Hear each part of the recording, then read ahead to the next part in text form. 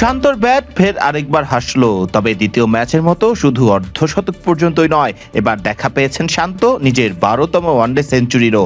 শান্তকে যোগ্য সঙ্গী হিসেবে সঙ্গ দিয়েছেন লিটন কুমার দাস, তবে শতক না হাঁকানোর আক্ষেপটা থাকতেই পারে লিটনের মনে। শতকের কাছাকাছি যেও সেঞ্চুরি ছুঁতে পারেননি লিটন, তবে লিটন শান্তর জুটির উপর ভর করে সিরিজ নির্ধারণী ম্যাচে কিউইদের বিপক্ষে বেশ ভালো অবস্থানেই আছেন টাইগাররা। টসে হেরে এদিন শুরুতে ব্যাট করতে নামা বাংলাদেশ হোঁচট খায় শুরুতেই। রানের খাতা খোলার আগেই সাজঘরে ফেরেন সাইফ হাসান। আগের ম্যাচে রান পাওয়া তানজিদ হাসান তামিমও এদিন সুবিধা করতে পারেননি, ফিরেন ব্যক্তিগত 1 রানেই। দলীয় 32 রানে সৌম্য সরকার ব্যক্তিগত 18 রানে ফিরলে শুরুতেই চাপে পড়ে যায় টাইগাররা। তবে এরপর যেন এক নতুন শুরু করেন ব্যাট হাতে আগের ম্যাচে অর্ধশতক হাঁকানো নাজমুল হোসেন শান্ত।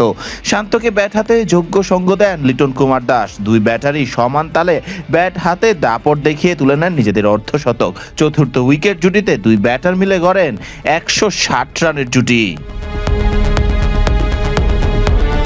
দলীয় রান যখন 192, তখন মনে হচ্ছিল যেন লিটন এবং শান্ত আছেন এক ভিন্ন প্রতিযোগিতায়, কে আগে হাঁকাতে পারে নিজের শতক। তবে তখনই ব্যক্তিগত 76 রানে থাকা লিটন দাস ফেরেন সাজঘরে। তবে অন্য প্রান্তে নিজেকে শক্তভাবেই সচল রেখে ঠিকই নিজের 12তম ওয়ানডে শতক তুলে নেন নাজমুল হোসেন শান্ত।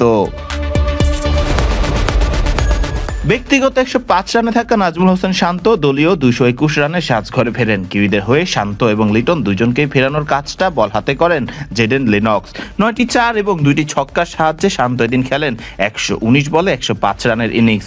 শান্ত এবং লিটনের ব্যাটের উপর ভর করেই তো 7 ওভার বাকি থাকতেই 220-এর উপরে পুঁজি পায় বাংলাদেশ, যার স্বপ্ন দেখাচ্ছিল সিরিজ ডিসাইডারের মতো গুরুত্বপূর্ণ ম্যাচে বড় সংগ্রহ পাবারই। শান্ত লিটনরা বিদায় নিলেও শেষ দিকে তাওহিদ হৃদয় এবং মেহেদী হাসান মিরাজদের ব্যাটের উপর ভর করে বেশ ভালো পুঁজি পায় টাইগাররা। তবে দিন শেষে মনে রাখার মতো অন্যতম ঘটনা হিসেবেই মনে থাকবে শান্ত এবং লিটনের সেই 160 রানের জুটিটি। নিশ্চিতভাবেই এই দুই ব্যাটার নিজেদের ফর্ম বিশ্বকাপ পর্যন্ত ধরে রাখতে পারলে ভালো কিছু করারই আশা রাখবে বাংলাদেশ জাতীয় ক্রিকেট দল।